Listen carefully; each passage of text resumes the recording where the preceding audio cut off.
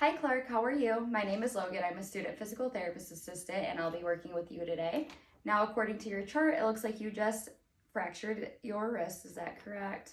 All right, well, today we're going to be working on some um, stretching exercises and some strengthening exercises to help you get back into that range of motion so you can get back to um, saving the world essentially, right? Awesome. Glad to be working with you. So, the first thing that we're going to be doing is to increase your wrist flexion range of motion. Wrist flexion is just when you bring your fingers, your palm up to the ceiling, just like that.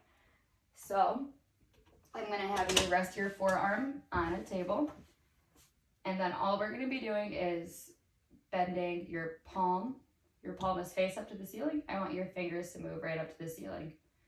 So your palm towards your face. We're going to maintain a good posture. So I want your earlobes in line with your shoulders.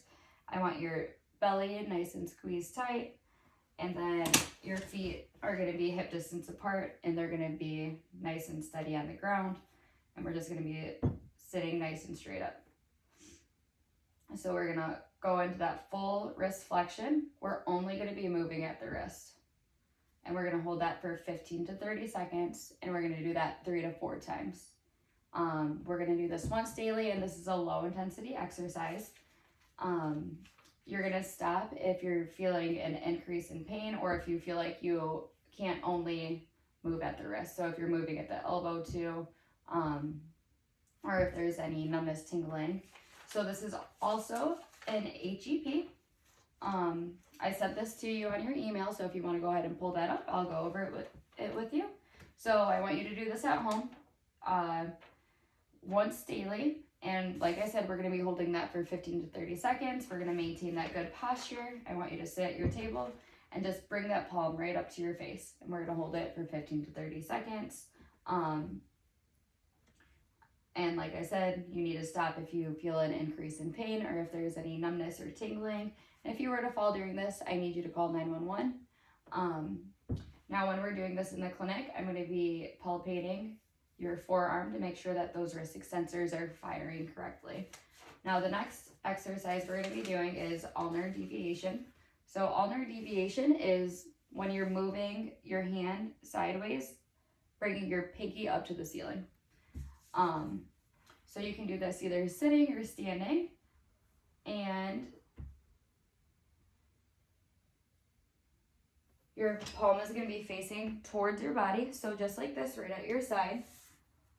And we're only going to be moving your hand. So you put your hand in a fist, and then move your pinky up to the ceiling.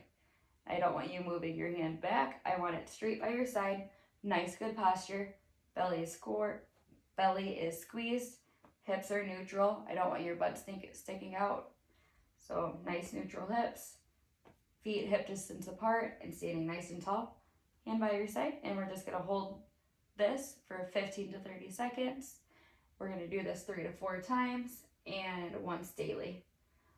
All right. And so while you're doing this, I'm going to be feeling right here to make sure that the proper muscles are firing. All right. And we're going to relax and then do it one more time.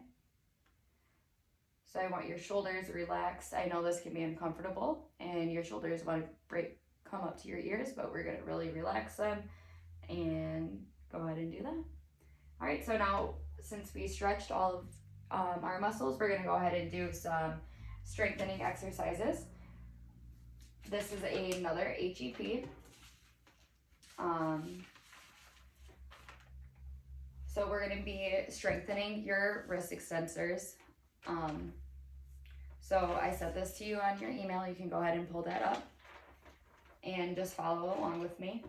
So what I want you to do, this does require a weight, so you can either grab some Campbell's tomato soup or any cans that you have in the house, or if you have any free weights, 1, 2, 3, 5 pounds is good for this. We want to start out light and then work our way up. So this is an isometric exercise, so there's going to be no movement at the joint. You're just going to be holding it in that neutral position. So if you were to fall, I need you to call 911 and stop immediately if you feel an increase in pain or any numbness or tingling in your hands. All right, so I'm gonna have you sitting at your chair on a table, and you're just gonna be holding this Campbell's soup or a weight, and you're just gonna slide your arm off the table. So I don't have access to that right now, so I'm just gonna go ahead and show you on my chair. So pretend that I'm sitting with good posture. All right, and we're gonna put your hand right there, and we're gonna slowly go out for 2 seconds and then hold this position for 6 seconds and then slowly come in for 2. This is called the 10-second rule. All right, so ready? 1, 2, hold for 6. Make sure that you keep your wrist in a neutral position. I don't want it dropping and I don't want it up forward. We're just gonna hold it right in that neutral position, okay? For 6 seconds. And if it's too easy here, you can really reach your arm out, or if it's too hard, reach your arm out here. And then once it gets a little bit easier, just slowly keep pushing your arm off the table more to add a little bit more of resistance. And then if that's too easy, when you're out as far as this, you can go ahead and increase your weight. But I really want you to maintain that good posture, so earlobes in line with shoulders, core tight, hips neutral. Yeah. All right. And like I said, that's on the ATP, so it has all of the directions for you to do that, and who to call if you were to fall. It has a nice little picture if you forget the exercise that I was showing you. All right, and the last strengthening exercise that we're going to be doing is for radial deviation. This is also an isometric hold. So radial deviation is bringing your thumb up to the ceiling with your wrist, just like that. So you're going to make a fist, and we're going to be doing radial deviation. So you can go ahead and sit.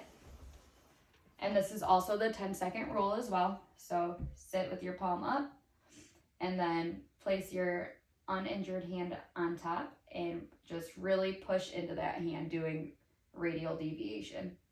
You don't want to see any movement at your wrist, but we really want to be strengthening those muscles that are creating that radial deviation, and this will help that.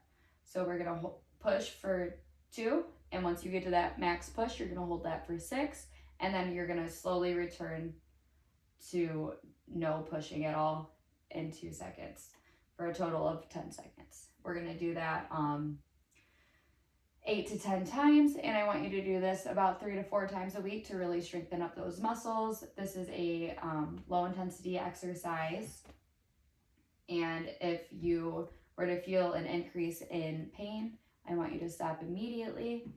All right, and if you have any questions at all, you can feel free to email me. Thank you so much, and I can't wait for you to get better.